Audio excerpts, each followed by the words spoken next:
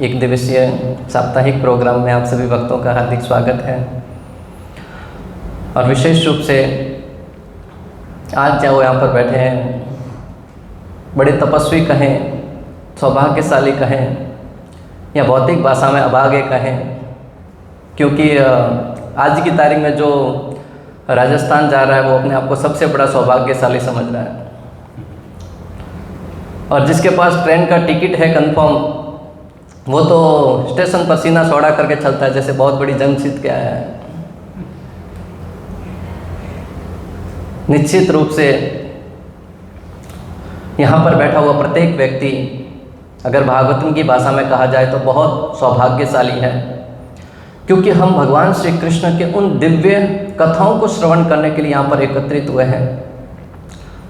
प्रार्थनाओं में प्रारंभ में आपने सुना होगा, जिसमें हमने प्रार्थना करी, नष्ट प्रायेषु अभद्रेषु नित्यम भागवत सेवया भगवतीर उत्तम श्लोके भक्तिर भवती नष्ट की। भागवतम 1-2-17 में शुद्ध गोस्वामी नैमिषारण्य 88,000 ऋषि मुनियों को संबोधित करते हुए कहते हैं, नष्ट प्रायेषु अभद्रेषु नित्यम भागवत सेवया। जब भक्तगण प्रतिदिन भागवतम की कक्षाओं में उपस्थित होकर उन भगवान की दिव्य कथाओं को श्रवण करते हैं तो हमारे हृदय के जो अनर्थ हैं, हृदय के अंदर अनेक प्रकार के अनर्थ हैं, वो समाप्त हो जाते हैं। नष्ट प्रायेषु अभद्रेषु, जो अभद्र है वो नष्ट हो जाता है। और हम सब यहाँ पर एकत्रित होकर श्रवण करने के लिए बैठे हुए हैं। फिर प्रश्न उठ सकता है कि हम तो कई वर्षों से भागवत कथा सुन रहे हैं, फिर हमारे अनर्थ है वो नष्ट क्यों नहीं हो रहे, दिन ब दिन बढ़ते ही जा रहे। आचार्यगण वहां पर टीका करते हुए लिखते हैं कि कथा किस भाव से सुनना चाहिए। हम कथा में बैठकर भी अगर चिंतन कहीं और का चल रहा है तो उस कथा का हमें पूर्ण लाभ नहीं प्राप्त हो पाता। श्रवताम स्वकथाम कृष्ण पुण्य श्रवण कीर्तनात् हृदय अंत स्थोई अभद्राणि विधुनोति सुहत्सताम्।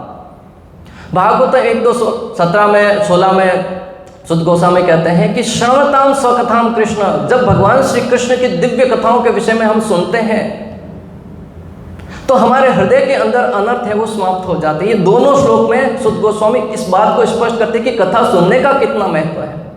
ये बात मैं इसके लिए कह रहा हूँ कि आज हमारा टॉपिक है नवदा भक्ति, और उसमें हम श्रवणम कीर्तनम विष्णु स्मरणम पाद सेवनम अर्चनम वंदनम दास्यम साख्यम आत्मनिवेदनम, इसके 3 भाग श्रवणम कीर्तन और विष्णु स्मरण, इन 3 भागों को हम पहले सुन चुके हैं। आज का हमारा विषय रहेगा पाद सेवनम।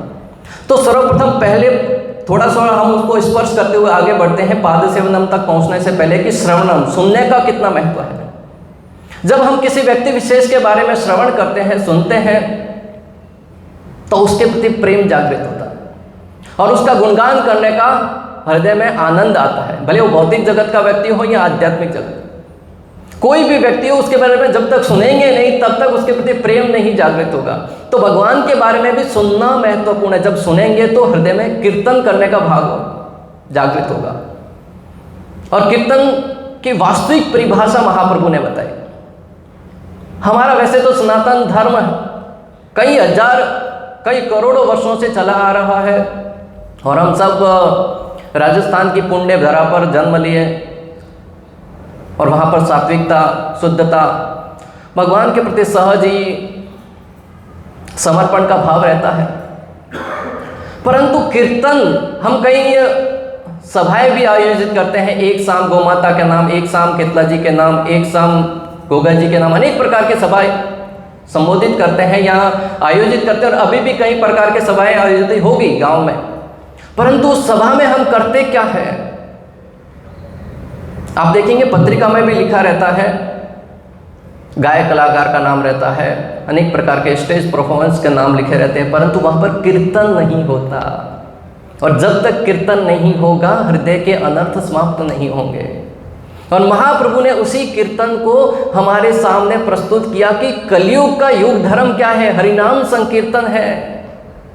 कलेर दोषो निदे राजन अस्ति है एको महान गुण कीर्तना देव कृष्ण से मुक्त संग परम व्रजेत।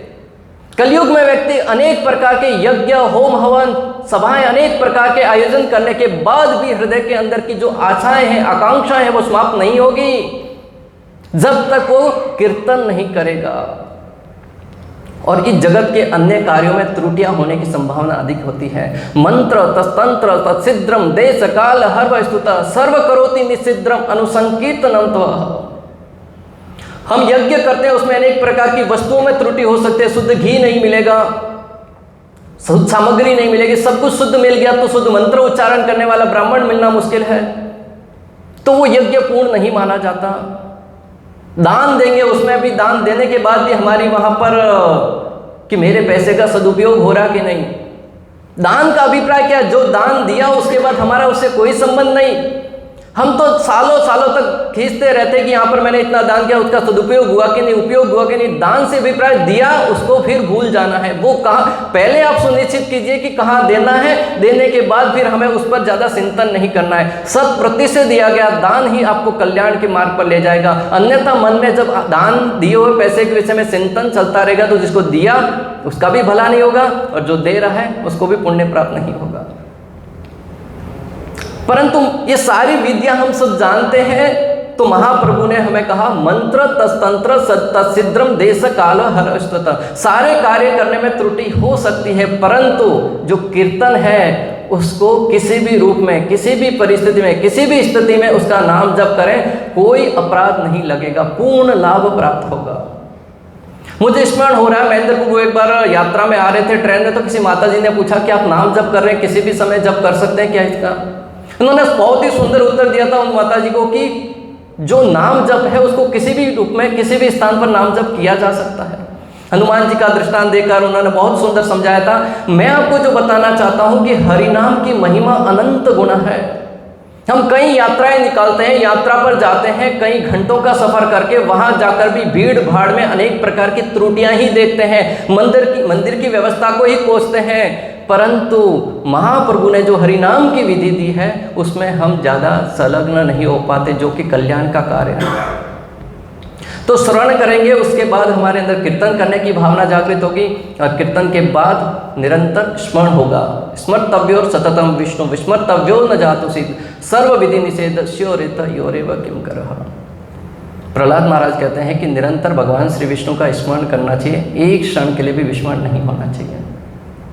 तो इन तीन विधियों को स्पर्श करते हुए जब हम तीन विधियों का ठीक से पालन करेंगे तो हृदय में सेवा करने का भाव जागृत होगा। तो अगला है पाद सेवनम। पाद सेवनम के आचार्य के रूप में लक्ष्मी महारानी को, लक्ष्मी मैया को बताया गया, जो कि हमेशा भगवान श्री विष्णु के श्री चरणों में सेवा करते रहते हैं। आपने चित्र में भी देखा होगा, भगवान श्री विष्णु लेटे हुए हैं और लक्ष्मी जी उनके चरणों की सेवा कर रही है। तो श्रील प्रभुपाद लिखते हैं कि श्री कृष्ण के चरणों का आश्रय लेना और उन्हीं को अपना सर्वस्व समझना, यही पाद सेवनम है। पाद सेवनम का अभिप्राय ये नहीं कि हम मंदिर में जाकर भगवान के विग्रहों पर बैठकर चरणों को दबा रहे हैं। आगे चलकर पढ़ेंगे कि पाद सेवनम की परिभाषा आचार्यों ने क्या दी है। अगर हम भगवान की सेवा नहीं करेंगे तो निश्चित रूप से इस जगत में किसी न किसी की तो सेवा करनी है। आप देखेंगे कई लोग मनुस्मृति को, मनुवाद को नकार कर किसी एक व्यक्ति विशेष की सेवा, उनकी बात मानते हैं कि नहीं हम तो उसको नहीं मानेंगे, परंतु देखा जाए तो वो उस व्यक्ति का पुतला बनाकर उनकी भी सेवा करते हैं, उनकी भी आरती करते हैं। तो आपको सेवा तो करनी ही है, भले भगवान की करो या किसी व्यक्ति की करो, तो क्यों ना फिर सर्वश्रेष्ठ की जाए। एक व्यक्ति बता रहे थे कि वो पहले गाय पालते थे, घर पे गाय की सेवा करते थे, फिर ट्रेंड आया कि कुत्ते को पालना चाहिए, गाय को पिछड़ा हुआ माना जा रहा था तो उसने कुत्ते को पाला, फिर कुत्ते को भी ज़्यादा सेवा करना पड़ रहा था, बोले छोटा बिल्ली पाल देते, बिल्ली में छोटा सेवा कम करना पड़ता, छोटी सी जगह भी कम रुकते, बिल्ली को पाल लिया। परंतु एक बार बिल्ली ने उसके बच्चे को काट दिया, तो वो कैसे तो संयोग इस्कॉन के संपर्क में आया और फिर भगवान की सेवा में लग गया। तो मैं आपको जो बताना चाहता हूं, सेवा करना स्वभाव है जीव का, जीवेर स्वरूप है नित्यर कृष्ण दास, कृष्ण का सेवा करना स्वभाव है। तो अगर भगवान का सेवा नहीं करेंगे तो जगत के अन्य लोगों का सेवा करेंगे, जिसके बारे में हम सुनते हैं, गाते हैं, स्मरण करते हैं, तो उनसे प्यार हो जाता है। और जब प्यार होता है तो स्वतः सेवा का भाव जागृत होता है। शारीरिक रूप से सेवा में सक्षम नहीं है तो कोई बात नहीं, आचार्यगण हमें यह भी छूट देते हैं, कि अगर शारीरिक रूप से आप सेवा नहीं कर सकते तो मानसिक रूप से सेवा कीजिए, आर्थिक रूप से सेवा कीजिए, परंतु हृदय में सेवा का भाव होना चाहिए, कपटता नहीं होनी चाहिए। एक बार दो व्यक्ति अपने गुरु के पास गए। गुरु के पास जाकर एक व्यक्ति खड़ा हुआ, बहुत ही हष्ट पुष्ट था, शरीर से तंदुरुस्त था। गुरु से कहता है, गुरुदेव मैं आपकी सेवा करना चाहता हूँ, परंतु मेरे पास धन नहीं है। मैं आपके इस आश्रम में कुटिया बनाना चाहता हूँ, महल बनाना चाहता हूँ, भगवान के लिए मंदिर बनाना चाहता हूँ, परंतु धन नहीं है। खुद को 2 समय का भोजन ही नहीं पाता, आपके लिए सेवा कहाँ से करूँ? हाँ, करना चाहता हूँ परंतु कर नहीं पाता। गुरु ने कहा ठीक है बैठ जाइए, है नहीं तो क्या कर सकते हैं। इतने में दूसरा वृद्ध व्यक्ति बड़ी लाठी का सहारा लेकर खड़ा हुआ। गुरु से कहते हैं, गुरुदेव मैं आपके शरणों की सेवा करना चाहता हूँ, मालिश करना चाहता हूँ, यहाँ पर खुदाई करना चाहता हूँ, बगीचे बोना चाहता हूँ, परंतु सामर्थ्य नहीं है, ठीक से खड़ा ही नहीं हो पाता। वो पैसे से बहुत धनवान थे, तो एक के पास शारीरिक बल है, वो धन से सेवा करना चाहते हैं, दूसरे के पास धन है, वो शरीर से सेवा करना चाहते हैं। गुरु समझ के कि ये धूर्तता है, करने का भाव ही नहीं है, बहाना ढूंढ रहे हैं। हमें अपना अंदर आत्मावलोकन करना है कि हमारे पास जो है क्या हम उसको अन्यों को दे सकते हैं, जो नहीं है उसके विषय में चिंतन करके क्या लाभ। तो अगर हम तत्व से देखा जाए, भगवान की सेवा करना चाहें तो निश्चित रूप से सेवा का के अंदर भाव होना चाहिए। एक संत बता रहे थे कि वो प्रतिदिन जब घर से मंदिर की तरफ जाते हैं तो रास्ते में कई फल वाले दिखते हैं। वो धन से फल खरीद कर भगवान को अर्पण नहीं कर पाते, तो वो उस लारी के आगे से गुजरते हैं तो मन में ही प्रार्थना करते हैं, श्री कृष्ण समर्पण अस्तु। वो सारे फलों को बोले मैं भगवान को भोग लगा देता हूँ। वो उनकी चेतना उतनी श्रेष्ठ है। अभी आप कल से सोचेंगे मैं भी इतने सारे ठेले सब भगवान को भोग लगा दिया, तो हमारे पास खरीदने का सामर्थ्य है तो खरीद कर भोग लगाना चाहिए। ऐसा नहीं कि सारे लारी वालों के पास एक फल है वो भोग लगा दिया, क्योंकि लोग है ना वो सिद्धांत को अपने स्वार्थ के लिए जल्दी पकड़ लेते हैं। एक भक्त 2 दिन पहले बता रहे थे कि प्रभु जी आप कितना सोते हैं? मतलब 6-7 घंटा तो सो लेते हैं। मैं भी तो 8-9 घंटा दबा के सोता हूँ। मतलब क्यों, अभी क्या हो गया? बोले प्रभु जी ने कहा है कि कम से कम 7-8 घंटा तो सोना ही चाहिए। तो प्रभु जी ने 7-8 कहा तो 9 तो अपने को एक तो एक्स्ट्रा रखना चाहिए प्रभु जी का मान रखने के लिए। मतलब प्रभु जी तो और भी बहुत कुछ कहते हैं, परंतु हम वही पकड़ लेते हैं, वही लेते हैं जो हमारे लिए सूटेबल होता है, हमारे लिए आरामदायक होता है। तो हमें शास्त्रों की, आचार्यों की बातों को उनको ग्रहण करना चाहिए जो हमारे आध्यात्मिक लाभ के लिए हो। दक्षिण भारत के एक संत थे, वो एक बार भगवान को खीर अर्पण करना चाहते थे, और रघुनाथ दास गोस्वामी के बारे में भी ऐसा वर्णन आता है कि वो खीर भगवान को भोग लगाना चाहते थे, परंतु वो स्थिति नहीं थी खीर भोग लगे, तो उन्होंने मानसिक रूप से खीर बनाया और उसमें उंगली डाला कि गर्म हुआ कि नहीं, तो उनकी उंगली जल गई। यानी कि वास्तव में उन्होंने वो चिंतन किया, भगवान की सेवा करने का प्रयास किया। हम सेवा करते हुए भी हमारा ध्यान कहीं और होता है, परंतु वो आचार्यगण सेवा शारीरिक रूप से नहीं कर रहे, परंतु मानसिक रूप से सेवा करते हुए उनकी चेतना इतनी श्रेष्ठ रहती है कि वो वाकई में उस सेवा में प्रवेश कर जाते हैं। वैसे तो माता लक्ष्मी को बहुत ही संसल माना जाता है, जो एक स्थान पर ज़्यादा देर तक ठहरती नहीं। एक व्यक्ति प्रभु जी को एक बार मिले, मैं भी साथ में था, प्रभु जी से पूछते हैं, प्रभु जी लक्ष्मी है वो आती है परंतु चली जाती है, रुकती नहीं है, क्या करें? प्रभु जी ने बहुत ही सुंदर उत्तर दिया।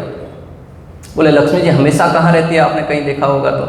बोले नारायण के शरणों में। वो भी मारवाड़ी है, ज्ञान जानता था, फोटो में कहीं ना कहीं देखा होगा, नारायण के शरणों में। तो प्रभु जी ने कहा कि आप मात्र लक्ष्मी जी को घर पे बुलाते हैं, इसके लिए वो नहीं रुकती, आप नारायण को ले आइए, लक्ष्मी जी स्वतः पीछे पीछे चली आएगी। हमारा स्वभाव क्या है ना, सुख संपत्ति घर आवे, कष्ट मिटे तन का, परंतु भगवान की सेवा में आलस करते हैं, नारायण को घर में नहीं चाहते हैं।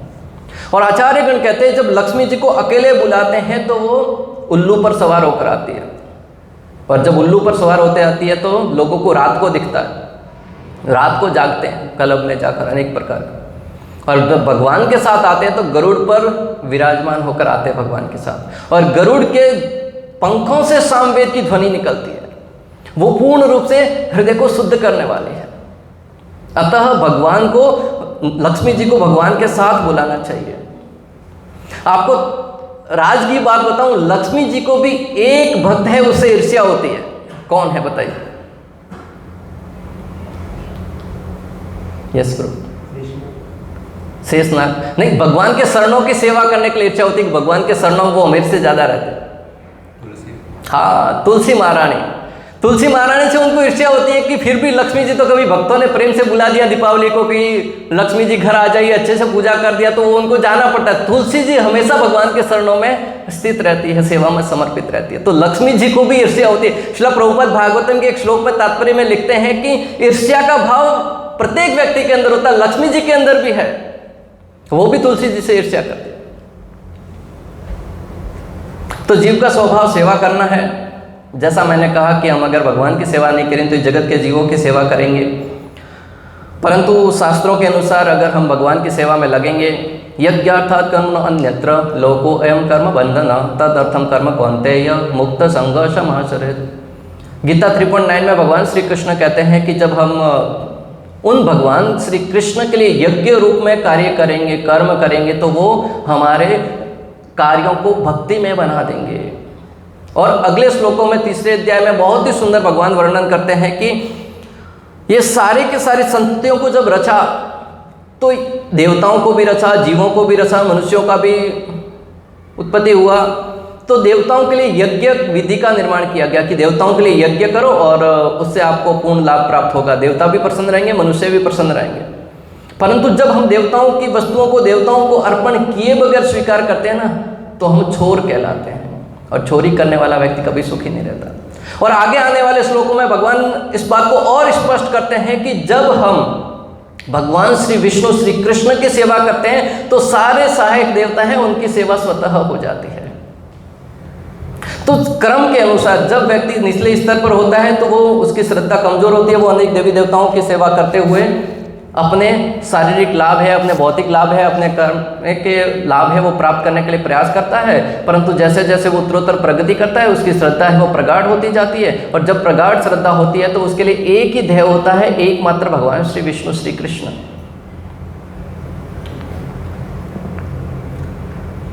जो मैंने कहा कि जब जीव भगवान की सेवा करता तभी प्रसन्न होता है, इससे आपको एक रामायण से दृष्टांत देना चाहूँगा। हनुमान जी का नाम तो आप सबने सुना ही होगा। राम जी के संपर्क में आने से पहले हनुमान जी सुग्रीव की सेवा करते थे, परंतु सुखी नहीं थे। जब राम जी से मिलन हुआ, राम जी की सेवा में लगे, तब उनका हृदय तृप्त हुआ, उस सेवा को करने में उनको आनंद आने लगा। तो जब तक जीव भगवान की सेवा में डायरेक्ट संलग्न नहीं होगा तब तक वह संतुष्ट नहीं होगा। रामायण के अनेक दृष्टांत, आप केवट जी का दृष्टांत ले सकते हैं, निषाद राज का दृष्टांत ले सकते हैं, कृष्ण लीला में कुब्जा का दृष्टांत ले सकते हैं, महाप्रभु की लीला में सनातन गोस्वामी है, रूप गोस्वामी है, रामायण में विभीषण जी हैं। कुब्जा कंस की सेवा करती थी, कई वर्षों से करती थी, परंतु जैसे ही उस सेवा का अपना भाव है, अपना रुख है, वो श्री कृष्ण की तरफ किया, तब वो हृदय से संतुष्ट हुई। सनातन गोस्वामी और रूप गोस्वामी, दबीर खास के उनका नाम था उस समय, साकर मलिक और दबीर खास, वो राजा हुसैन शाह के वहाँ पर प्रधानमंत्री के पद पर स्थित थे, परंतु सुखी नहीं थे। और वो सारी संपत्ति त्याग कर महाप्रभु की सेवा में संलग्न हुए, फटे कपड़े पुराने पहनकर वृंदावन की गलियों में वास कर रहे हैं, तो बड़े संतुष्ट और प्रसन्न हैं। विभीषण जी लंका की नगरी में रहते थे। आजकल सोना लोगों को मिल जाए तो सर्वस्व प्राप्त हुआ लगता है, वो लंका की नगरी में रहकर भी संतुष्ट नहीं थे जब तक राम जी के संपर्क में नहीं आए। ये सब बातें हम जानते हैं, परंतु फिर भी वो इतने बड़े तपस्वी बने बैठे, इतने बड़े त्यागी बने बैठे हैं कि भगवान का ही त्याग कर दिया, हरि नाम का ही त्याग कर दिया। संत महात्मा तो भौतिक संपत्ति का त्याग करते हैं, भौतिक वस्तुओं का त्याग करते हैं, हम उन भगवान का त्याग कर दिया है और इतने बड़े त्यागी बनकर बैठे हैं। श्रील प्रभुपाद जी पाद सेवनम का एक और यह भी अर्थ बताते हैं कि भक्त भगवान के शरणों के सेवा में लगा है, उनकी सेवा करना। जो भक्त भगवान की सेवा में लगे हैं, शुश्रूषुश्रद्धानस्य वासुदेवे कथा ऋषि सहन्मह सेवया विप्रा पुण्य तीर्थ निषेवणा। जो भक्त भगवान श्री कृष्ण की सेवा में लगे हुए हैं, उनकी सेवा करना भी महान पुण्य बन जाता है। सुद गोस्वामी नैमिषारण्य के 88,000 ऋषि मुनियों को संबोधित करते हुए इस बात को कहते हैं कि भक्तों की सेवा करना भी बहुत महत्वपूर्ण है। ये भी पाद सेवनों की श्रेणी में आता है। जैसे भक्तों द्वारा लिखे गए ग्रंथों को पढ़ना, भक्तों द्वारा बताए गए बातों को जीवन में पालन करना। आप देखेंगे कि महाप्रभु की लीला में राजा प्रताप रुद्र है, वो रामानंद राय की सेवा करते हैं, उनके लिए कथा सुनने की व्यवस्था करते हैं। उससे प्रसन्न होकर महाप्रभु राजा प्रताप रुद्र को गले लगाते हैं। तो डायरेक्ट हो सकता है हमारी सेवा से भगवान प्रसन्न न हो, तो हमें चाहिए कि भक्तों की सेवा के द्वारा अपने जीवन को भगवान के प्रति मोड़ने का प्रयास करें। भगवान और भक्तों के शरणों की सेवा के लिए लोभी तथा आतुर होना चाहिए। जैसे आचार्यगण लिखते हैं कि कामी पुरुष है वो स्त्री के लिए लालायित होता है, जिस प्रकार लोभी व्यक्ति धन के लिए लालायित होता है, जिस प्रकार छोटा बच्चा खिलौने के लिए लालायित होता है, जिस प्रकार बुद्धिमान व्यक्ति ज्ञान के लिए लालायित होता है, जिस प्रकार धर्मवीर योद्धा है वो युद्ध के लिए लालायित होता है, वैसे ही एक भक्त को भगवान की सेवा के लिए, भक्तों की सेवा के लिए लालायित होना चाहिए। हृदय के अंदर आवेग आना चाहिए, उमड़ना चाहिए कि भगवान के भक्तों की सेवा करें। सेवा मिलती है तो हम बहाने बनाते हैं, और ये इतना सरल नहीं है। बोलना बहुत सरल है, परंतु पालन करना जीवन में बहुत कठिन होता है, क्योंकि हमारे हृदय के अनर्थ समाप्त नहीं हुए हैं। और भगवान से संबंधित आप इस जगत में कितने ही श्रेष्ठ कार्य क्यों न कर लें, व्यक्ति का प्राय भाव क्या होता है? अच्छा व्यवसाय चल रहा हो, खुद का दुकान हो, खुद का घर हो, बच्चों का सगाई हो जाए बिना हाटे के, उनकी शादी हो जाए, उनके बच्चे हो जाए, फिर बोले मरेंगे तो भी कोई बात नहीं, संतुष्ट है, पूरा जीवन सेट है। परंतु भागवतम इसको अनुमति नहीं देता, इसकी गुणगान नहीं करता।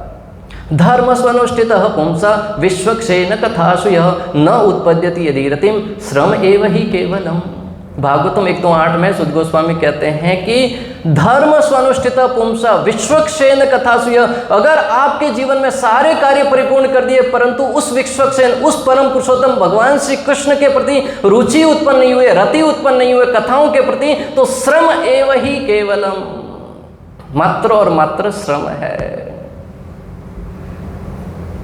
अतः हमें भगवान के प्रति प्रेम प्राप्त करने के लिए भक्तों की सेवा करनी चाहिए।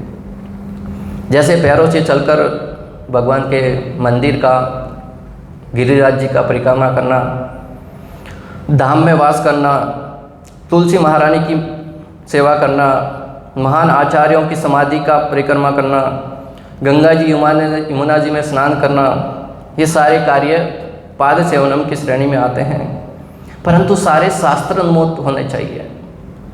गीता 16.23 में भगवान श्री कृष्ण कहते हैं, ये शास्त्र विधि उत्सृज्य वर्तते काम कारतः न ससिद्धिम अवाप्नोति न सुखम न पराम गतिम। अगर शास्त्रों के विरुद्ध कोई भी कार्य करेंगे उससे व्यक्ति को न तो शुद्धि प्राप्त होगी, न ही सिद्धि प्राप्त होगी, न ही शांति प्राप्त होगी। मैं ऐसा इसके लिए कह रहा हूँ, आए दिन आप ऐसे प्रसंग देखते होंगे जहाँ व्यक्ति, एक वीडियो तो देखा जिसमें एक व्यक्ति गाड़ी को पीछे बांधा है और कई किलोमीटर लंबा चल के प्रेमानंद जी महाराज से मिलने के लिए जा रहा है, गाड़ी को घसीटते हुए। कितनी मूर्खता है। प्रेमानंद जी महाराज उससे कहते हैं कि अरे नादान, मेरे आज्ञा है जो मैं कह रहा हूं उसका पालन कर, तू गाड़ी के अंदर बैठ के चलने का वाहन है उसको पीछे बांध कर लेके आ रहा है मात्र और मात्र लोकप्रिय बनने के लिए। यह शास्त्रोनुमोदित नहीं है। एक व्यक्ति धोनी से मिलने के लिए कई किलोमीटर लंबा चल के उसके घर के बाहर गया और कई महीनों तक बाहर डेरा जमा के बैठा रहा। क्या मूर्खता है, मात्र और मात्र लोकप्रिय होना। तो भगवत गीता में भगवान कहते हैं ये शास्त्र विधि मुत्सर्ज्य, शास्त्र के विरुद्ध किया गया प्रत्येक कार्य आपको बंधन में डालेगा, उससे मुक्ति या सिद्धि प्राप्त नहीं होगी। इसलिए तो हम जो भी रेफरेंस देते शास्त्रों के प्रमाण के आधार पर देते, गीता के आधार पर, भागवतम, रामायण, चैतन्य चरितामृत, ये व्यक्ति को प्रमाणित करता नहीं। तो जनरली क्या कहा जाता है, मुझे ऐसा लगता है। तुम्हारा कहना तुम्हारे घर वाले नहीं मानते, हम क्यों माने? शास्त्र में लिखा प्रमाण मानना चाहिए। प्राय यही कहा जा रहा है, मुझे तो ऐसा लगता है कृष्ण को ऐसा नहीं करना चाहिए था, मुझे तो ऐसा लगता है राम जी को वो कार्य नहीं करना चाहिए था। हम राम जी को सलाह दे रहे हैं, श्री कृष्ण को सलाह दे रहे हैं। बड़े बड़े संतों को जिनको मानते हैं वो भी हमारी बुद्धि के अनुरूप नहीं होता, तो कहते हैं उन महान संत को वैसा तो नहीं करना चाहिए था।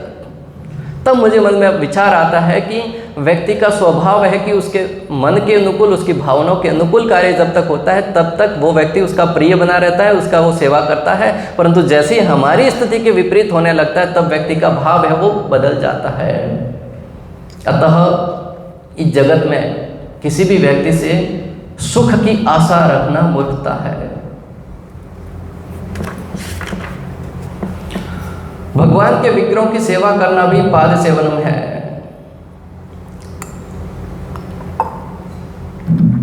भगवान श्री कृष्ण अर्जुन को सिखाते हैं।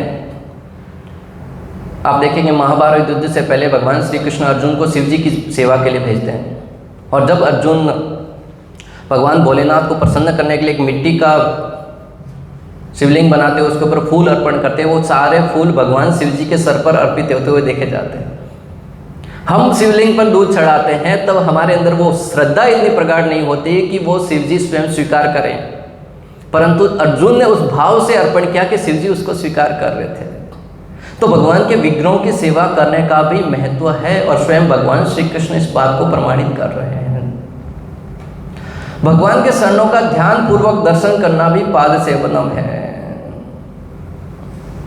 आज कितने लोग ऊपर मंदिर में भगवान के दर्शन के लिए गए? कितने लोगों ने दर्शन किया? गए तो दर्शन तो किया ही होगा। भगवान ने कौन से कलर का वस्त्र पहना है, किसी को ध्यान है?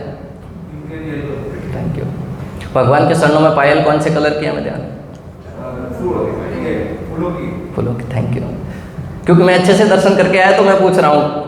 मैं भी आप की श्रेणी में रोजाना जाते तो भागते हुए नीचे उतर आते हैं, एक बार दृष्टि डाली और भगवान के सामने से आ गए। आचार्यगण कहते हैं भगवान के श्री चरणों से प्रारंभ करते हुए उनके एक एक अंग को निहारते हुए, भगवान आपने इतनी सुंदर पायल पहनी है। भगवान, हमें प्रार्थना तो आती नहीं कि भगवान की सुंदर श्लोकों में स्तुति करें।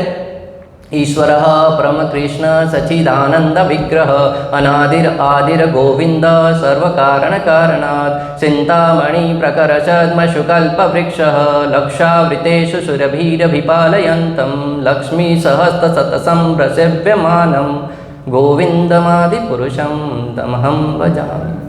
ब्रह्मा जी, इंद्र जैसे बड़े बड़े देवता हैं या संत महात्मा, वो प्रार्थना करते हैं श्लोकों के द्वारा।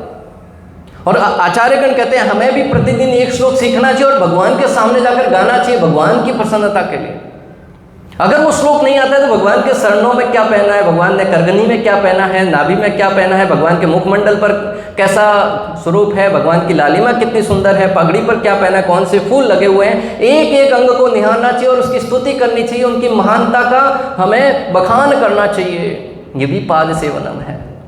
इतना तो कर ही सकते हैं, मात्र भगवान की प्रशंसा करनी है। बाकी सेवा में तो हो सकता है हम पीछे रह जाएं। प्राय लोग आज की तारीख में हम देखते हैं भगवान को तो मानते हैं परंतु भगवान की नहीं मानते। कई लोगों को कहते हैं हम भी भगवान को मानते हैं, हम भी कृष्ण वाले हैं, हम भी राधे राधे वाले हैं। ऐसा प्राय लोगों को कहते सुनते हैं, कंठी माला देखते, तिलक देखते हैं, हम भी राधे राधे वाले ही, हम भी कृष्ण वाले ही। श्री कृष्ण गीता में क्या कहते हैं उसका कोई लेना देना नहीं। भगवान को मानना और भगवान की मानना, इन दोनों में अंतर है। हमें श्री प्रभुपाद जी ने सिखाया कि भगवान की कैसे मानना है। अपने आप को सौभाग्यशाली समझिए, अपने आप को भाग्यशाली समझिए कि हम भगवान की मानने की दशा में हैं।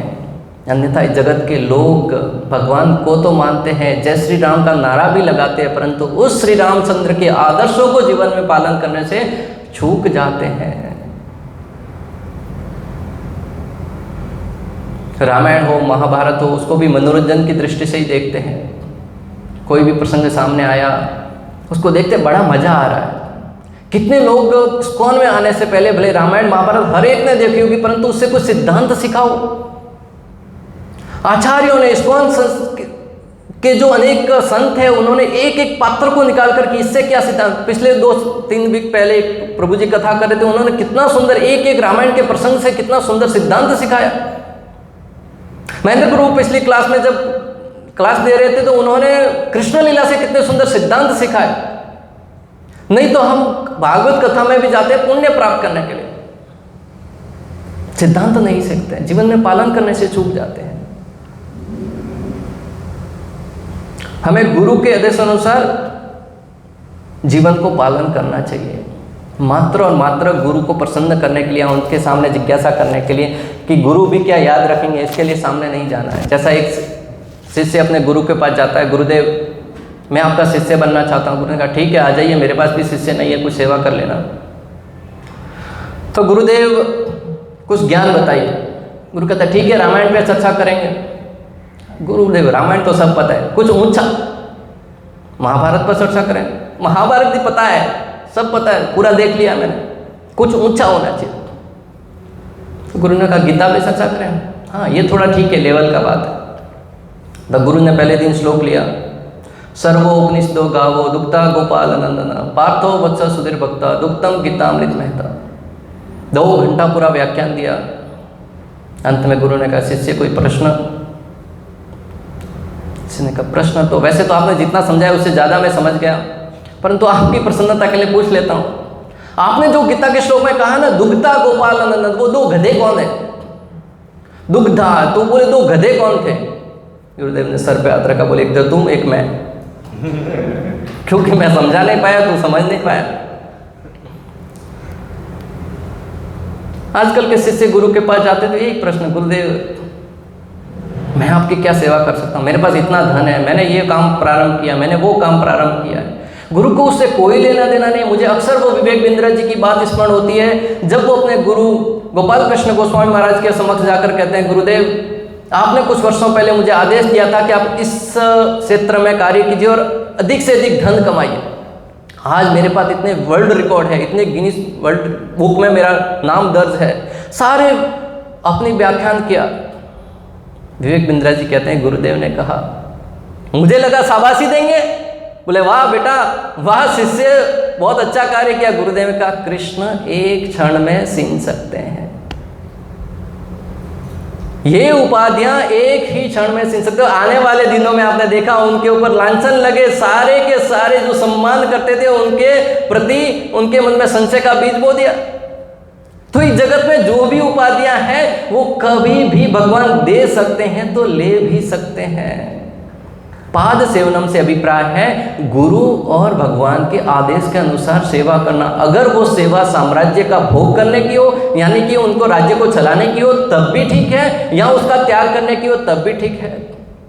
राम जी ने भरत जी को आदेश दिया कि आप राज्य चलाइए, तो राम भरत जी के लिए तो वो पाद सेवनम हुआ, क्योंकि वो भोग के भाव से नहीं चला रहे थे, राम जी की सेवा के लिए चला रहे थे। और स्वयं भगवान श्री रामचंद्र ने उसको त्याग दिया, या फिर आप देखेंगे महाप्रभु ने कहा, सनातन गोस्वामी रूप गोस्वामी ने उस पद को त्याग दिया, वो भी भगवान पाद सेवनम में श्रेणी में आता है। श्रील प्रभुपाद बहुत ही सुंदर पाद सेवनम पर अपने मत रखते हुए कहते हैं कि हमें सेवा करते समय हमेशा ये ध्यान रखना चाहिए कि वो सेवा भगवान और गुरु के प्रति प्रशंसा भरे शब्द प्राप्त करें। जब समाज में कोई कार्य करते हैं लोग कहने चाहिए ये कृष्ण का भक्त है, ये इस्कॉन का भक्त है, इसके गुरु कौन है। जब कोई कार्य करते हैं तो प्राय लोग कहते हैं इसके माता पिता कौन है। तो हमें जिस संस्था से जुड़े हैं, जिसके भक्त हैं, उसके प्रति प्रशंसा भरे शब्द प्राप्त होने चाहिए कि ये किसका भक्त है। हम सिद्धांत पालन करते समय अक्सर समझौता कर देते हैं, अगर मक्खी घी में गिर जाए तो मक्खी को निकाल कर बाहर फेंक देंगे, और मक्खी पानी में गिर जाए तो, दूध में गिर जाए तो पानी को फेंक देते हैं। मक्खी तो वही है, परंतु उस वस्तु की कीमत को देखकर हम अपने नियम का पालन करते हैं।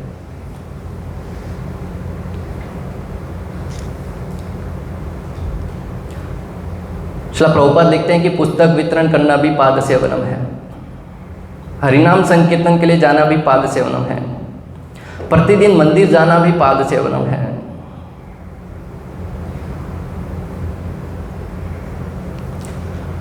एक व्यक्ति, कल परसों की बात है, एक व्यक्ति आकर कहता है कि प्रभु जी कल तो मैं पक्का मंदिर आऊँगा।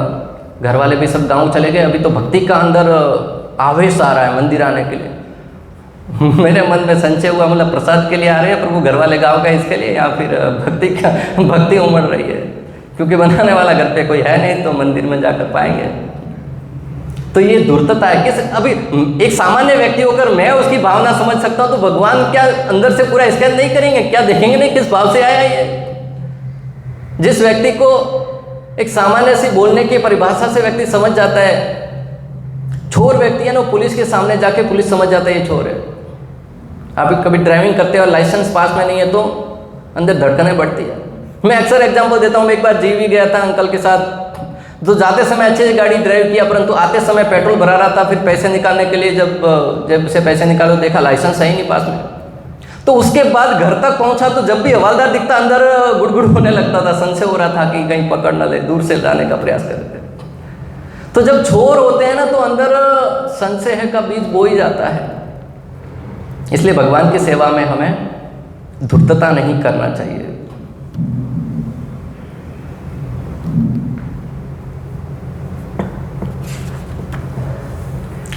पाँच 10 मिनट और लेंगे, फिर आज के सत्र को हम विराम देंगे। जो धोखा देने की प्रवृत्ति है वो हमें आगे नहीं बढ़ने देती, क्योंकि हम प्राय जगत में मात्र बोलते भी हैं तो लोगों से प्रशंसा प्राप्त करने के लिए। कवि है वो अक्सर कहता था कि परिवार के साथ बैठकर भोजन लेना चाहिए, इससे प्रेम बढ़ता है। हर कवि वो कवि हर अपने कविता में जहाँ भी जाता था इस बात को अवश्य बोलता था, लोग प्रशंसा भी करते थे, हाँ परिवार के साथ बैठकर प्रसाद लेना चाहिए। लोगों ने तो उसकी बात को सीरियसली नहीं लिया, परंतु उसके बेटे ने सीरियसली ले लिया। वो दिन में 3 बार पिताजी को दुकान पर टिफिन देने जाता और साथ में बैठकर ही प्रसाद लेता। वो बता रहे थे कि उसने कोई काम करना भी सुनिश्चित नहीं समझा, बार बार पिताजी आपके साथ बैठकर प्रसाद लेना बस। अरे नालायक कुछ काम कर, मैंने तो वो मजाक मजाक में कह दिया था, तो उसको इतना सीरियसली ले लिया, बस पिता के साथ ही बैठकर प्रसाद लेना, परिवार के साथ। जीवन का लक्ष्य क्या है? परिवार के साथ बैठकर प्रसाद लेना है। तो हम बोलते हैं समाज के लिए, परंतु स्वयं के जीवन में पालन करता है, अपना कोई पालन करता है तो दुख होता है।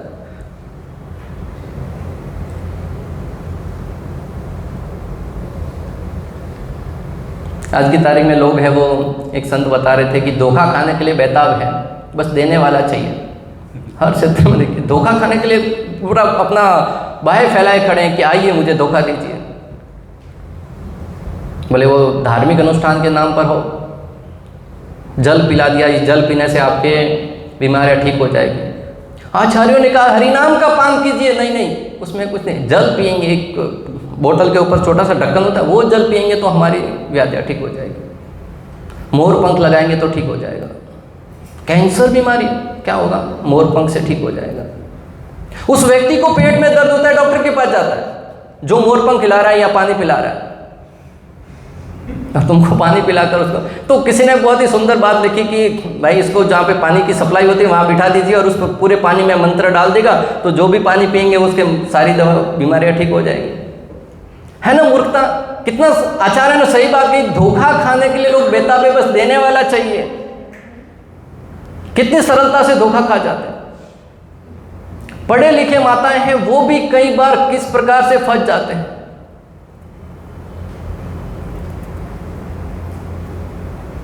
आज की तारीख में हम देख रहे हैं कि सेवा शब्द है वो अपना अस्तित्व खोता जा रहा है। अन्यों की क्या बात करें, कई लोग तो गुरु की सेवा के नाम पर, माता पिता की सेवा के नाम पर ही कन्नी काट लेते हैं, उनकी सेवा से उब जाते हैं। उन बाबाओं के जाकर शरणों में बैठ जाएंगे, उनकी सेवा करेंगे, परंतु घर पे माता पिता की सेवा नहीं करते। भागवतम के 12वें स्कंद में उल्लेख आता है, दूरे वार्यनम तीर्थम लावण्यम केशधारणम उदरम भरता स्वार्थ सत्यत्वाधाष्टरे में वही। लोग दूर के नदी तालवों को तीर्थ की तरह जाएंगे, परंतु घर पर माता पिता की सेवा नहीं करेंगे। और हम देखते हैं कि हमारे गांव के बाजू में जो तीर्थ स्थान भी होगा वहाँ कोई नहीं जाता, दूर जाना है, वो स्थान बहुत फेमस है। दूरे वार्यनम तीर्थम और लावण्यम केशधारणम, जो शोभा है वो बाल है वो शोभा बन जाएंगे, बाल कैसे कटिंग कराते हैं। उदरम भरता स्वार्थ, व्यक्ति पेट भरने के लिए किसी भी हद तक जाएगा, सत्य का कोई बोलबाला नहीं है, पापी पेट का सवाल है। परंतु दुख तो तब होता है कि उस पापी पेट की सेवा करते ही नहीं है, 3-3 बजे तक बड़ा पाव खा के जीवन गुजारते हैं। पापी पेट का सवाल है। अक्सर हम दूसरों पर दया करने की बात करते हैं। मैं हमेशा अक्सर कक्षाओं में कहता हूं कि अपने आप पर भी थोड़ी दया कीजिए। इतना पैसा कमा रहे हैं, गांव जाते समय लोकल डब्बे में चढ़ जाएंगे। अंकल बता रहे थे, हम अहमदाबाद गए तो बोले कि एक रिश्तेदार हैं, वो अक्सर लोकल डब्बे में ही बैठते, गांव जाते इतने पैसे वाले हैं कि लोकल डब्बे में फिर भी बैठ के जाते। बोले एक बार तो उनको दया आई, वो गए उनके पास, बोले हमारे पास टिकट एक्स्ट्रा है, आप लोकल से 3 टायर में आ जाइए। बहुत समझाने के बाद आने के लिए तैयार हुए, आधे रास्ते में आकर वापस चले, बोले वो सीट चली जाएगी। लोकल में पहले जाकर जो सीट बैठे थे साधारण डब्बे, वो बोले सीट चली जाएगी मेरी। इतने पैसे होने के बाद भी पैसा बचाने के लिए प्रयास कर रहे हैं। कल ही एक व्यक्ति बता रहे थे, जब मैं उस क्लास में बोला तो बोले प्रभु जी अभी मैं अपने आप पर दया कर रहा हूँ, इतने सालों से पेट की बीमारी लेके चल रहा था, डॉक्टर के पास नहीं जाता था, परंतु अभी मैं आयुर्वेद डॉक्टर के पास गया हूँ, उसने पर सेशन का 2500 रुपये फीस लेता है, मसाज भी करता है। तो बोले अपने आप पर दया कर रहा हूँ। बोले ट्रेन का भी टिकट अब की बार मैंने यहाँ से नहीं मिल रहा था तो दुरंदो से होकर 3 टायर का ही निकाला है। तो थोड़ा अपने आप पर दया कीजिए, इस शरीर का भी ध्यान रखिए ताकि हम सुरक्षित रह सके, स्वस्थ रह सके और अपने साधना ठीक से कर सके। लोकल डब्बे में बैठ कर जाओगे माला नहीं कर पाओगे, 3 टायर में बैठे हो तो आराम से माला में भी ध्यान लगेगा। और घर जाकर भी लोकल में तो बैठे हो तो एक दिन जाके सो जाएंगे, क्योंकि आराम करना है। इसी में जाकर सोते जाओगे तो घर जाकर भी अच्छे से माला कर पाएंगे। तो थोड़ा अपने आप पर खाने पीने में हो, अपने रहन सहन में हो, पहनावे में हो, भगवान ने दिया है तो उसका सदुपयोग कीजिए और अपने जीवन को सार्थक कीजिए। अंत में एक कंजूस सेठ की कहानी बताकर आज के सत्र को हम विराम देंगे। एक कंजूस सेठ था जो दुकान पर जाता था, उसकी दुकान घर से 12 किलोमीटर दूर थी, प्रतिदिन चल के जाता था। बोलते पाद सेवनम, चल के जाएंगे तो सेवा हो जाएगी। उसकी पत्नी कहती थी अक्सर कि थोड़ा दान पुण्य किया कीजिए। बोले मैं खुद पंडित हूँ, मुझे अपने आप को ही दान कर रहा हूँ। खुद भी नहीं खाता था, पत्नी को भी नहीं खिलाता। एक बार रास्ते में चलते हुए जा रहा था, किसी ने गाड़ी से उड़ा दिया, एक्सीडेंट हो गया, कंगाली में आटा गिरा। तो उस दिन तो थोड़ा सा ही लगा, पाँव में लगा तो दुकान पे जाकर पट्टी वगैरह किया और ठीक हो गया। फिर एक बार क्या हुआ, उसके दुकान के अंदर फिनाल की बोतल रखी हुई थी, वो गिर गई। जो हाथ में लगा, कुछ लगता है तो लगाते हैं कुछ, तो उसने अपनी उंगली काट दी उस समय। क्यों? उस बोतल का सदुपयोग करना था। बोले वो गिर गई, वेस्ट ना हो जाए इसके लिए वो गिरे हुए उस लिक्विड को उंगली पर लगाने के लिए उंगली को कट कर दिया। फिर एक दिन उसको अचानक अपने सत से गिर गया तो पाँव में फ्रैक्चर हो गया। अभी जब फ्रैक्चर होता है तो रिश्तेदार मिलने आते हैं, तो उनको चाय पिलाना पड़ता है, उनकी सेवा करनी पड़ती है, आवाभगत करनी पड़ती है। बोले रोज़ रोज़ की समस्याओं से उन्होंने कहा एक आयोजन रखते हैं, सबको एक साथ बुलाते हैं। आजकल ट्रेंड चल रहा है, जब कुछ लगता है तो सबको एक साथ बुला लेते हैं, बैठक रखते हैं। तो उसने भी वैसा ही किया, परंतु अलग लेवल का था। उसने रसोइये को बोला कि ये सब खाना बनाना है, परंतु जब तक मैं ना कहूँ तब तक सर्व नहीं करना है। प्रसाद टेरेस पर रखा, एकदम कड़क धूप में, कार्यक्रम सब वहाँ सेट था। 9 बजे लोग आना प्रारंभ हुए, 9 से 10 बजे, 10 से 11 लोगों का ध्यान तो काउंटर पर, ये कब प्रसाद चालू होगा। परंतु वो तो बस बातों में मस्त है, ऐसे लगा वैसे लगा, ये जा रहा था तो ऐसे ऊपर से गिर गया, बस अनेक प्रकार की बातें बता रहे। 12, 1, 2, पानी भी नहीं है। तो फिर उसने बोला कि बिस्लेरी का काउंटर चालू कर दो, परंतु बाहर लगा के 100 रुपये में बेचना चालू करो। तो बेचारे प्यासे बैठे थे, 100 रुपये में बिस्लेरी खरीद के पी रहे। फिर शाम को 5 बजे तब बोले प्रसाद का काउंटर चालू करो, परंतु बाहर 500 रुपये प्लेट। अपना प्रसाद बाद में बनेगा, अगर अर्जेंट है तो वहाँ जाकर खा लो। 500 रुपये प्लेट बांटा, लिफाफा भी लिया और उसके बाद सब पेट भर गया सबका। फिर कहता है कि अभी हमारे लिए प्रसाद की व्यवस्था है, सब आराम से बैठ जाइए, खाने का काउंटर चालू हो रहा है। अभी सबका पेट भर चुका, कहाँ से खाएंगे बेचारे। तो उसने 600 रुपया, 700 रुपया कमा भी लिया, लिफाफा भी ले लिया और अपनी बुद्धि से अपने मिलने आए थे उनका वो भी पूरा कर। लोगों को लगा हम धोखा देने जा रहे हैं, और उसने लोगों को ही ठग दिया। तो आचार्यगण कहते हैं ऐसी कंजूसी करनी चाहिए, परंतु श्री कृष्ण की सेवा में, श्री कृष्ण का प्रेम प्राप्त करने के लिए इस प्रकार के कंजूस बनने चाहिए। एक एक नाम को बड़े ही शिद्दत के साथ, बड़े ही ध्यान के साथ जप करने का प्रयास करना चाहिए। हरे कृष्ण कृष्ण कृष्ण हरे हरे, हरे राम राम राम हरे। इस प्रकार पाद च्यवनम के संदर्भ में आज का हमारा सत्र पूर्ण हुआ। किसी का कोई प्रश्न, कुछ जिज्ञासा, कुछ डाउट, कुछ कहना चाहते हैं तो स्वागत है।